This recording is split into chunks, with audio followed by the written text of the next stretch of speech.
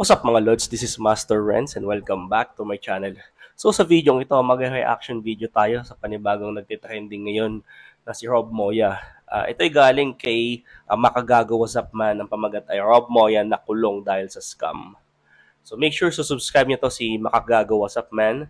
So without further ado, let's go sa go! Moya, mga kasina nangyari. Alam nyo na, today is the day kung saan ating pong tatalakayin, mga kahombre ko, ang crazy na nangyari sa buhay ng ating kaibigan na si Rob Moya, mga kahombre ko. Meron po ngayong update about sa life tong si Rob Moya. Ngayon, mga kahombre ko, wala na tong introduction, no? Ito si Rob Moya ay ex-ho ni Tony Fowler. Alam naman ng lahat, no? Na nagkaroon to ng napakalaking break sa buhay niya to the point na artista rin ito back in the day. Isa siya kasama ni Tony sa mga nagpasikat na mga couple vlogs sa YouTube at sa Facebook. Lalo na sila ho, o isa siya sa mga kasama natin, mga kahombre ko, nung panahon ng pandemya, mga kahombre. Naalala ko yan eh. Sila yung sikat na couple nga ni Tony Fowler. Tapos sa mga event, alam ko magkakasama nga sila lang sa Battle of the YouTuber. Magkasama sila kasama din si Rob Moya yan. Si Makagago What's Up Man, Tony Fowler, Rob Moya, sino pa ba mga nakakasama doon?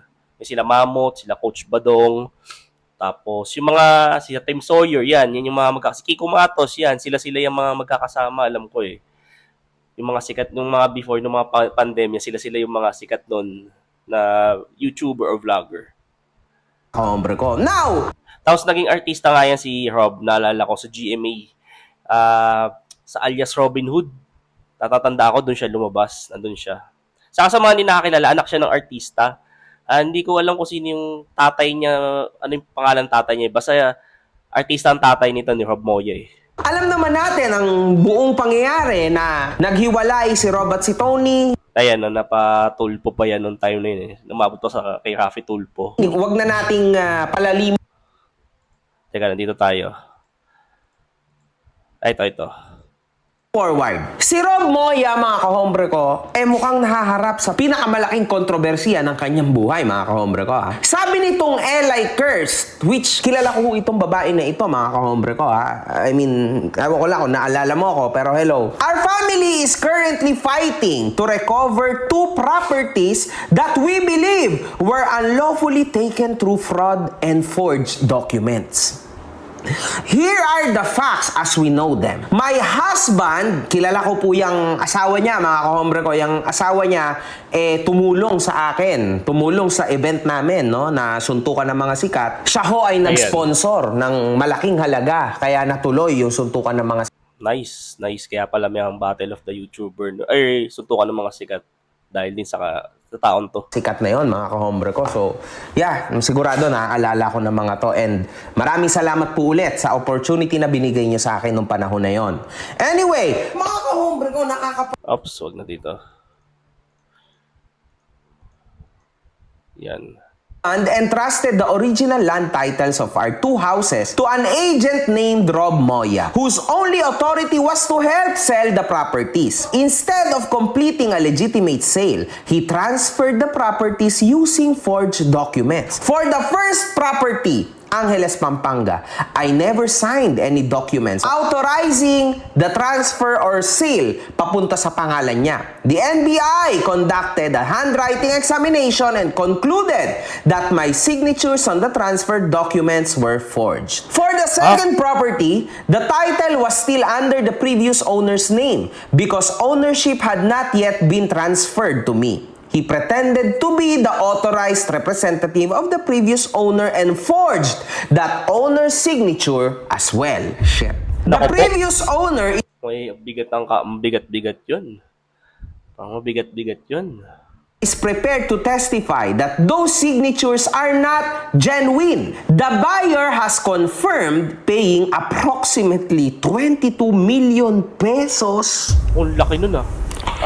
Dahil 22 million pesos directly to Rob Moya, to our BF Homes Parañaque house. The buyer of our Angeles, Pampanga house claimed that they bought it for 9 million. Oh my God na lang ako kasi 25 million bili namin doon.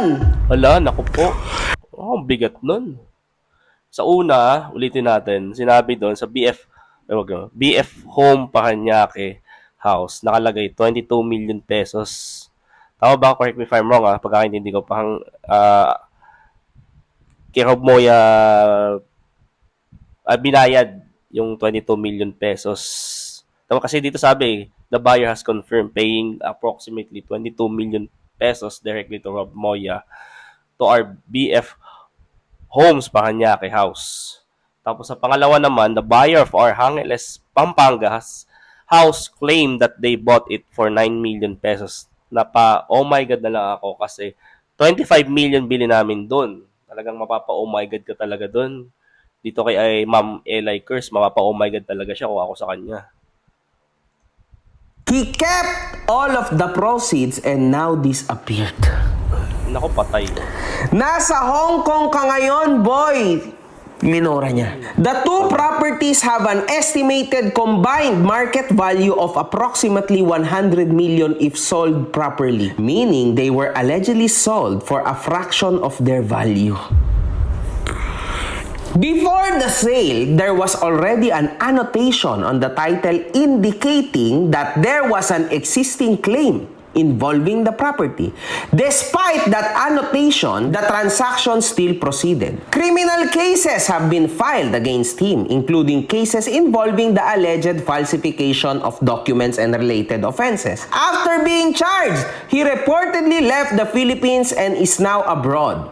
Our goal is not simply to recover the money. Our primary goal is to recover our properties and have the allegedly fraudulent transfers declared invalid. Naiintindihan ko sila sa part na to, yung sinabing our goal is not simply to recover the money.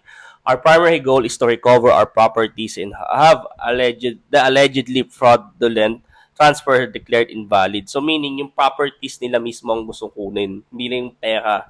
Kasi properties, baka may sentimental value sa kanila yung mga properties na naibenta nga nito ni Rob Moya, 'di ba? Kaya ganyan sila, kaya siguro diyan si Ma'am Eli Kirst, ganyan siya, ganyan yung mga statement niya kasi sentimental value yun eh, 'di ba? Gamit nila yun, may sentimental value. Syempre ganun nila pinahalagaan yung mga pag-aari nila, yung mga properties nila.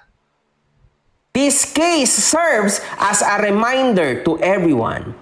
Never hand over land titles without proper legal safeguards. Always verify the authority of anyone handling real estate transactions. Buyers should carefully examine all annotations on a title before purchasing property. Document fraud can have devastating consequences for innocent property owners. We remain committed to pursuing justice through the legal process and presenting the evidence before the courts. We trust that the truth will ultimately prevail. Sa dalawang nakabili ng mga bahay ko, good luck to all of us. May all the odds be in my favor. So, Dito, putulin ko na dito kasi, dito muna. Kasi, mahihap to, mabigat na kaso to for Rob Moya.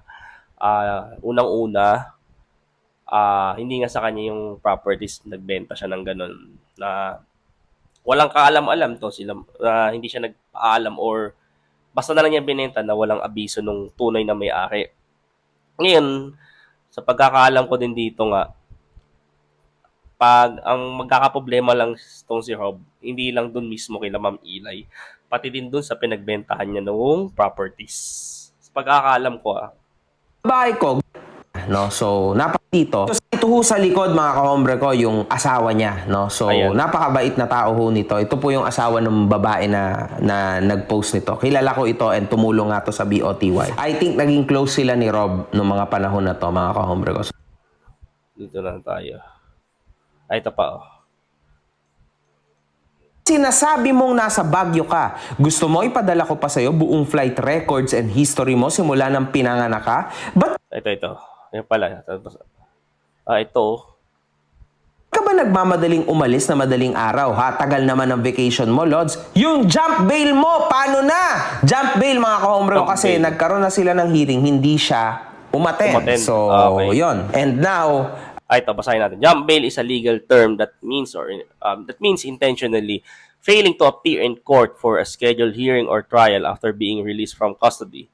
This act violates the condition of a defendant's release, leading to severe consequences. Nag-jump bail siya, ibig sabihin, bumiyahe. Lahat Ito. na nag-jump bail siya, ibig sabihin, kailangan niyang bayaran yon. Kaso, wala siya, mga kahombre ko. Na-bench warrant siya. So, ngayon, kailangan niyang bayaran ulit yung bail na yon. So, yan, makikita natin dito na nandito lahat ng details ni Rob at kitang-kita kung papaano siya bumiyahe, mga kahombre ko. Wala. 2:50 a.m. Sobrang nagmadali siya, June Aga. 27. So, medyo may kaba na rin si Rob Moy. Ayun nga, kinabahan na siya. Kinabahan na siya sa part na yun. Actually, dito wala na eh. Puro explanation na ni MG sa last part. Doon nga 250. Talagang kinabahan siya sa part na yun na syempre nga, ang bigat na ng kaso eh. Kaya sabi ko kanina, pagkakaalam ko, hindi lang siya magkakaproblema kay Ma'am Eli Kirst sa asawa nito. Magkakaproblema din si Rob Moya doon sa pinagbentahan niyang lupa. So, gaya nga nung sabi ko din kanina, yung statement nga ni Ma'am Eli na yung primary goal nila hindi lang yung pera, kundi mismo yung properties. Tama ba ako? Balik natin doon. Our goal is not simply to recover the money. Our primary goal is to recover our properties and have the allegedly fraudulent transfer declared invalid. So, dito talaga ulitin ko, may sentimental value sa kanila yung mga properties nilang yun na naibenta. Kaya ganyan talagang gustong-gusto talaga niyang mapanagot si Rob Moya. So, lesson dito, as much as possible, pag hindi atin, wag natin gagalawin. So, yun lang. Subscribe nyo to, si Mr. Makagagawa Sapman. Para tingnan natin kung ano mangyayari nito in the future. Diba? So, yun. Thank you so much. See you in my next video. And mag-ingat po kayo palagi.